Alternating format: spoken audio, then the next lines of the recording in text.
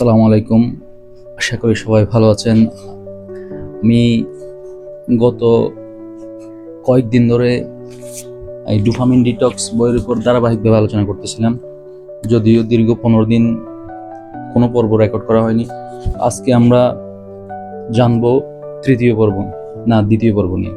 মূলত এই বইটাতে 63-66টা পেজ আছে আর 6টা পর্ব আছে। তো আমরা জানবো কিভাবে আমাদের ডোপামিনটাকে কন্ট্রোল করা যায়। ডোপামিন কি আসলে, ডোপামিন আমাদের জীবনে কিভাবে প্রভাব পড়ে। ডোপামিন ডিটক্স, বইয়ের নাম ডোপামিন ডিটক্স। ডোপামিনটা হচ্ছে আসলে আমাদের আনন্দ বেদনা, যে আমরা ফিলিংসগুলো অনুভব করি, সেটাই হচ্ছে আসলে ডোপামিন। তো বর্তমান সময়ে আমরা কিভাবে ডোপামিনের জাল থেকে নিজেকে রক্ষা করে আমাদের নিজেদের জীবনটাকে সামনে এগিয়ে নিয়ে যাব, সেই বিষয়টা সম্পর্কে আমরা দ্বিতীয় পর্বে জানার চেষ্টা করব। তো এখানে প্রথমেই আছে নিউরো ট্রান্সমিটার আরও চাই। এখন আমাকে জানতে হবে নিউরো ট্রান্সমিটারটা কি। তো আপনি এখানে বইয়ে আছে হচ্ছে আপনি ডোপামিনকে এমন এক অণু হিসেবে ভাবতে পারেন যা আপনি আরো বেশি করে চাচ্ছেন। এখানে বলা হচ্ছে একটা অণু হিসেবে ভাবার জন্য। এর কারণ হচ্ছে আপনি পরিবেশ বা ক্রিয়া যখন আপনার মস্তিষ্কে ডোপামিন নিঃসৃত করবে, তখন আপনি সহসায় দ্রুত আবারও একই অনুভূতির সাক্ষাৎ পেতে চাইবেন। এমনকি এই সক্ষমতাশালী পদ্ধতি আর বহু আসক্তির ক্ষেত্রেও একইভাবে কাজ করে।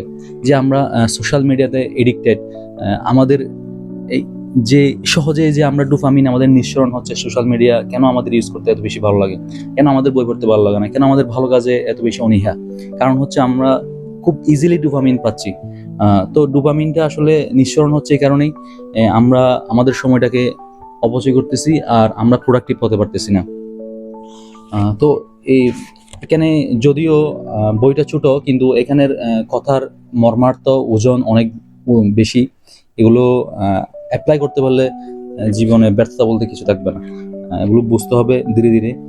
তো সেই হিসেবে এখানে ডোপামিনের কারণে মানুষ যে আসক্তি, এক একজন এক এক দিক দিয়ে আসক্ত। যেমন কেউ জুয়া খেলায় আসক্ত, এখানে বইয়ে আছে সেই বিষয়গুলা। কেউ অনেক বেশি শপিং করতে আসক্ত, আবার কেউ অতিরিক্ত সেক্সুয়াল এডিক্টেড, তারপরে অনেকেই অতিরিক্ত অনেক কিছু করে যেটা আসলে প্রোডাক্টিভ না। তো সেই জায়গা থেকে আমরা অনেকে ভিডিও গেমসে আসক্ত, যেটা লিমিটেড রাখা দরকার। তার অতিরিক্ত ডোপামিন করানোর কারণে সে সেই বিষয়টা করতেছে। তো এখানে বিষয়গুলো আমাদেরকে বুঝতে হবে, আমাদের কোন কাজটা মোস্ট ইম্পর্টেন্ট, কোনটা প্রায়োরিটি দিব, কোনটাকে শর্ট টার্মে রাখবো, কোনটাকে মিড টার্মে রাখবো, আর কোনটাকে লং টার্মে রাখবো। দ্যাটস ওয়াই আজকে এতটুকু থাকবে। আমি পরবর্তীতে ধারাবাহিকভাবে আলোচনা করবো ইনশাআল্লাহ। ধন্যবাদ। আসসালামু আলাইকুম।